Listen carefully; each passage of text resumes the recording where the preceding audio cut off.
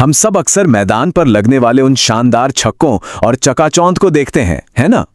लेकिन आज हम बात करेंगे उस छिपे हुए और बेहद ड्रामेटिक कॉर्पोरेट वॉर की, जिसने असल में दुनिया की सबसे अमीर क्रिकेट फ्रेंचाइजी को जन्म दिया। तो चलिए पर्दे के पीछे चलते हैं।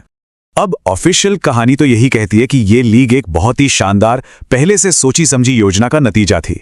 लेकिन ये सोचना कितना दिलचस्प है कि क्या ये विशाल खेल महाशक्ति असल में एक मजबूरी में किया गया पलटवार था? क्या सच में दुनिया की सबसे बड़ी क्रिकेट लीग घबराहट और डर से पैदा हुई थी? चलिए इसे डिकोड करते हैं। भाग 1, द ऑफिशियल ओरिजिन स्टोरी। आइए उस टाइमलाइन पर नजर डालते हैं जो ज्यादातर क्रिकेट फैंस जानते हैं और सेलिब्रेट करते हैं। आधिकारिक तौर पर अगर देखें तो इस आइडिया की शुरुआत 1996 में ललित मोदी के 50 ओवर की फ्रेंचाइजी लीग के प्रपोजल से होती है। फिर फास्ट फॉरवर्ड करते हैं 2007 में, जब MS धोनी की कप्तानी में भारत की ऐतिहासिक T20 विश्व कप जीत ने एकदम सही माहौल तैयार कर दिया।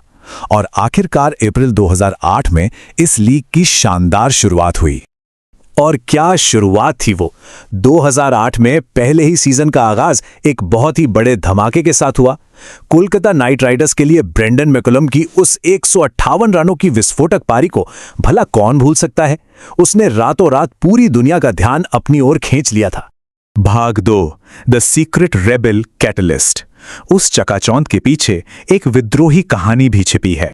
वह कुछ यूं था कि मीडिया मोगुल सुभाष चंद्रा के ब्रॉडकास्टिंग राइट्स के प्रस्तावों को अनुभव की कमी का हवाला देकर बार बार खारिज कर दिया गया। तो 2007 में सुभाष चंद्रा ने एकदम बागी रुख अपना लिया। हार मानने के बजाय उन्होंने अपनी खुद की एक प्राइवेट T20 टूर्नामेंट की घोषणा कर दी, जिसे नाम दिया गया इंडियन क्रिकेट लीग यानी ICL।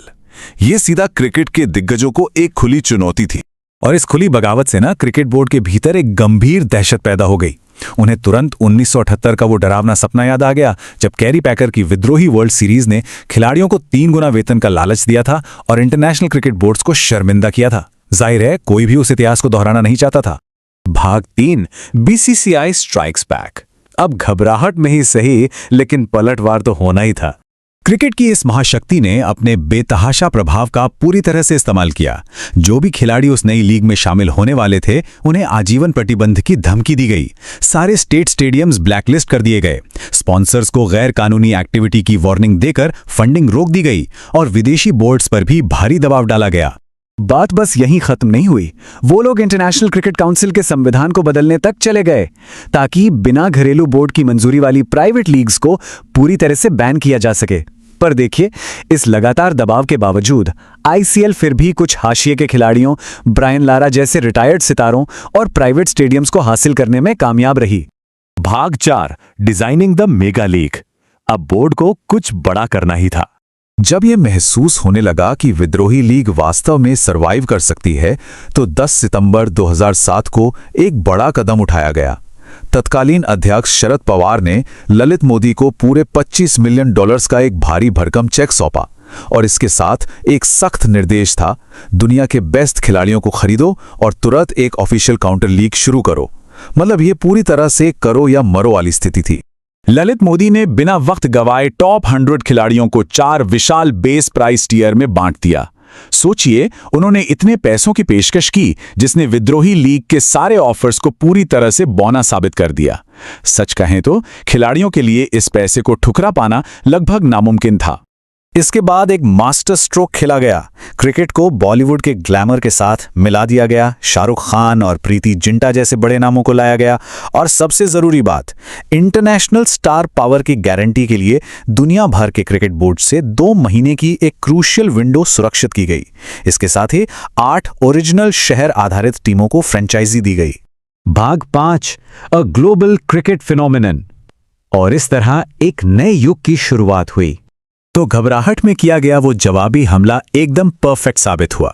2009 में दी गई एक माफी ने ICL को हमेशा के लिए खत्म कर दिया और जो सफर बिजनेसमैन और मशहूर हस्तियों की 8 टीमों के साथ शुरू हुआ था, वो अब बढ़कर 10 टीमों के एक विशालकाय ढांचे में बदल चुका है, जो आज ग्लोबल स्पोर्ट्स कैलेंडर पर पूरी तरह से राज करता है। इस लीग की लेगेसी को अब कोई नकार नहीं सकता।